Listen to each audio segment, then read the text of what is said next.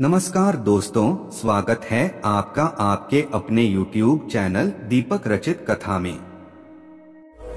हर हर महादेव। दोस्तों, पूज्य जी ने भी अपनी 4-5 दिन पहले शिव महापुराण की कथा में बताया था कि अधिक मास की अमावस्या की तिथि 16 अगस्त को पड़ रही है और इस दिन आपको सिर्फ एक कनेर के पुष्प से एक ऐसा उपाय शिवलिंग में करना है जिससे महादेव के साथ साथ 33 करोड़ देवी देवता, यक्ष, गंधर्व और यहाँ तक कि पितर भी आपके जीवन को धन संपत्ति वैभव से भर देंगे। आपके जीवन से दरिद्रता हमेशा के लिए समाप्त हो जाएगी। रुपए पैसों की दिक्कत आपके जीवन से सदैव के लिए समाप्त हो जाएगी। अगर आप एक रुपए के लिए भी परेशान हैं, तो गुरु जी ने कहा कि हम यकीन दिलाते हैं कि आपका यह एक का निवाला उपाय आपके पूरे जीवन को बदल कर रख देगा। तो चलिए जानते हैं उस उपाय के बारे में। लेकिन उससे पहले अगर आप भोलेनाथ जी को सच्चे दिल से मानते हो तो इस वीडियो को लाइक करें और चैनल को सब्सक्राइब करके कमेंट में हर हर महादेव जरूर लिखें। देखिए, पूज्य गुरुजी ने कहा था कि 16 अगस्त अधिक मास का आखिरी दिवस है और ये अमावस्या की तिथि है, क्योंकि 3 साल में यह आपको सिर्फ एक बार मौका मिलता है। इसलिए आपको ये उपाय करने से बिल्कुल भी नहीं चूकना चाहिए।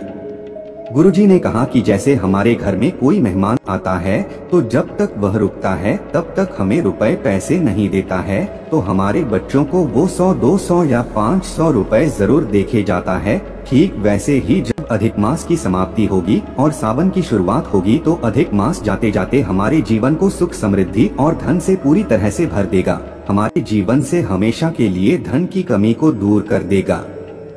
देखिए, पूज्य गुरुजी ने कहा कि यह एक करने वाला उपाय सिर्फ आपको 3 साल में एक बार करने के लिए मौका होता है, इसलिए आप यह उपाय करने से बिल्कुल भी नहीं चूकेंगे। इस वीडियो में हम पूज्य जी द्वारा बताए गए 2 विशेष उपायों के बारे में बात करेंगे। इनमें से जो भी उपाय आपके लिए आसान हो वो आप कर सकते हैं। अब इसके बाद बात करते हैं गुरुजी द्वारा बताए गए इस कनेर के पुष्प वाले उपाय के बारे में। उससे पहले आपको इस अमावस्या की तिथि में सुबह जब भी स्नान करना है या फिर अगर आप दोपहर तक स्नान करते हैं तो आपको एक कार्य करना है। आपके पास अगर तुलसी की माला है या फिर आपके पास तुलसी के पौधे की कोई डंडी है तो उस डंडी को आप स्नान करने वाले जल में 1-2 बार घुमा लेंगे। पूज्य गुरुजी ने कहा कि जब भी आप स्नान करने जाएं तो उस जल में अगर आपके पास तुलसी की माला है तो उस माला को उसमें घुमा लीजिए, या फिर आपके पास तुलसी के पौधे की कोई डंडी है तो उस डंडी को जल में डालकर घुमा लीजिए। बस आपको सिर्फ घुमाना है। इस डंडी को या इस माला को जल में डालकर नहीं रखना है, बस घुमा के निकाल लेना है और फिर उसी जल से आपको स्नान करना है। पूज्य गुरुजी ने कहा कि यह कार्य करने से हमें पूरे साल में जितने भी सोमवती अमावस्या या शनिश्चरी अमावस्या पड़ती हैं, उन सभी का फल सिर्फ एक ही अमावस्या की तिथि में प्राप्त हो जाता है। इसलिए आपको यह कार्य जरूर करना चाहिए। अब इसके बाद बात करते हैं गुरुजी द्वारा बताए गए उस कनेर के पुष्प के बारे में। देखिए, इस उपाय के लिए आपको सिर्फ एक कनेर का पुष्प लेना है। अगर आपको कनेर का पुष्प नहीं पाता है तो सामने स्क्रीन पर दिखाया जा रहा है, यह कुछ इस प्रकार का होता है जो पीले रंग का होता है। अगर आपके पास कनेर का पुष्प नहीं है तो शिवालय जाकर शिवलिंग के ऊपर चढ़े हुए कनेर के पुष्प को उठाकर जल से शुद्ध करके फिर आप उसका भी इस्तेमाल कर सकते हैं। पूज्य गुरुजी ने कहा कि शिवलिंग में हम लोग जो भी सामग्री समर्पित करते हैं उसको उठाकर फिर से उसका उपयोग कर सकते हैं और ऐसा करने से हमें किसी भी प्रकार का दोष नहीं लगता है। अब एक कनेर का पुष्प लेने के बाद आपको लेना है 2 लोटे जल।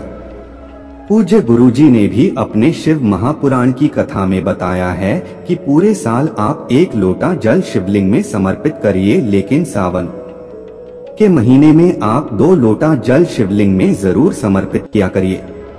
लेकिन अगर आप सावन के महीने में 2 लोटा जल समर्पित नहीं कर पाते हैं तो इस अमावस्या की तिथि में बिल्कुल भी मत चूकिएगा। आप 2 लोटा जल ले लीजिएगा। लोटा चाहे तांबे का ले लीजिएगा, चाहे स्टील का ले लीजिएगा, जिस भी धातु का लोटा आपके पास हो वह लोटा ले लीजिएगा। बस आपको ध्यान रखना है कि आप अपने किचन से ही जल लीजिएगा। आपके किचन में आरो मटका बाल्टी जो भी रखा हुआ है वहीं से आप ये 2 लोटा जल भर लीजिएगा। साथ ही साथ यह एक कनेर का पुष्प लेकर आपको पहुंच जाना है शिवालय। अब शिवालय पहुंचकर सबसे पहले आप जो एक कनेर का पुष्प लेकर गए हैं वह कनेर का पुष्प शिवलिंग के ऊपर समर्पित कर देंगे और फिर उसके बाद जो 2 लोटा जल लेकर गए हैं वो धीरे धीरे जल आपको शिवलिंग के ऊपर समर्पित करते जाना है और लगातार शिव महापुराण के मूल मंत्र श्री शिवाय नमस्तुभ्यम का स्मरण करते रहना है। सामने स्क्रीन पर जैसे 2 लोटा को दिखाए जा रहे हैं, आपको अपने दोनों हाथ में एक एक लोटा ले लेना है और ऐसे ही शिवलिंग में समर्पित करते जाना है। गुरुजी ने कहा कि ऐसा करने से महादेव के साथ साथ 33 करोड़ देवी देवता, यक्ष, गंधर्व और यहाँ तक कि पितृ भी हमारी सारी मनोकामनाएं को परिपूर्ण करते हैं। हमारे जीवन में धन संपदा की प्राप्ति होती है, हमें माता लक्ष्मी की कृपा प्राप्त होती है और दरिद्रता तथा दुर्भाग्य हमारे जीवन से सदा के लिए समाप्त हो जाती है। अब इसके बाद बात करते हैं गुरुजी द्वारा बताए गए दूसरे खास उपाय के बारे में।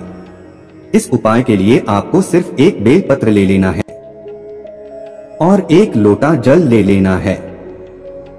बेलपत्र आप जो भी लेंगे वह कहीं से भी कटी फटी नहीं होनी चाहिए और बेलपत्र की डंडी के आखिर में जो दूध होती है यानी जो डंठल होता है वो भी नहीं होनी चाहिए, या दूध आप तोड़कर अलग कर लेंगे।